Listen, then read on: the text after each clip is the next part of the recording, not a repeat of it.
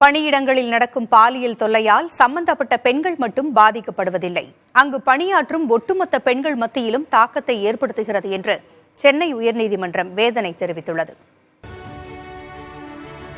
நீலகிரி மாவட்ட காவல்துறை அலுவலகத்தில் இளநிலை உதவியாளராக பணியாற்றிய பெண்ணுக்கு பாலியல் தொல்லை அளித்ததாக கண்காணிப்பாளர் மோகனகிருஷ்ணனுக்கு எதிராக விசாகா குழுவில் புகார் அளிக்கப்பட்டது. புகாரின் அடிப்படையில் மோகனகிருஷ்ணன் மீது ஒழுங்கு நடவடிக்கை எடுக்க வேண்டும், துறை ரீதியான விசாரணை முடியும் வரை அவரை பணியிடை நீக்கம் செய்ய வேண்டும் என விசாகா குழு பரிந்துரைத்தது. இதை எதிர்த்து மோகனகிருஷ்ணன் தாக்கல் செய்த வழக்கை விசாரித்த நீதிபதி பரத சக்கரவர்த்தி, பணியிடத்தில் பெண்களுக்கு பாலியல் தொல்லை என்பது நெறி பிறழ்ந்த செயல் மட்டுமல்லாமல் மறைமுகமான சமூக பிரச்சனையாகவும் உள்ளதாக தெரிவித்தார்.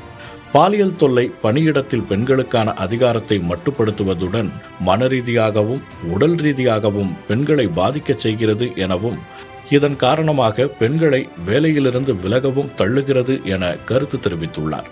இந்த வழக்கை பொறுத்தவரை மோகனகிருஷ்ணன் தரப்பில் சாட்சிகளை குறுக்கு விசாரணை செய்ய அனுமதிக்கவில்லை என கூறுவதால் குற்றம் சாட்டப்பட்டவருக்கு வாய்ப்பளித்து விசாகா குழு மீண்டும் முறையாக விசாரித்து 60 நாட்களில் அறிக்கை அளிக்க வேண்டும் எனவும், அறிக்கையின் அடிப்படையில் மோகனகிருஷ்ணனிடம் விளக்கம் கேட்டு 4 வாரங்களில் தண்டனை குறித்த முடிவை எடுக்க வேண்டும் எனவும் அரசுக்கு உத்தரவிட்டுள்ளார்.